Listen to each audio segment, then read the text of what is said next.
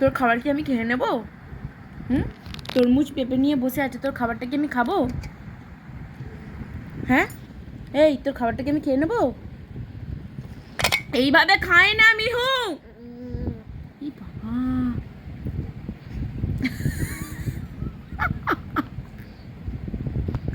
এভাবে খেতে নেই মা।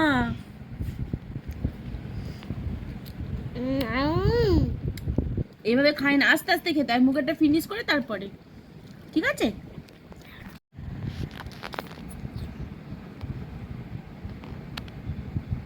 কি বিচ্ছিরি অবস্থা নিজের। এই এবার বাবা মুখে ভর্তি, আরে মুখে ভর্তি তো, এই বাবা মুখে ভর্তি, তোমার মুখে ভর্তি, মুখেরটা পুরো ফিনিশ করে তারপর খেতে হয়। মিহু কথা শোনো, কথা শোনো মায়ের।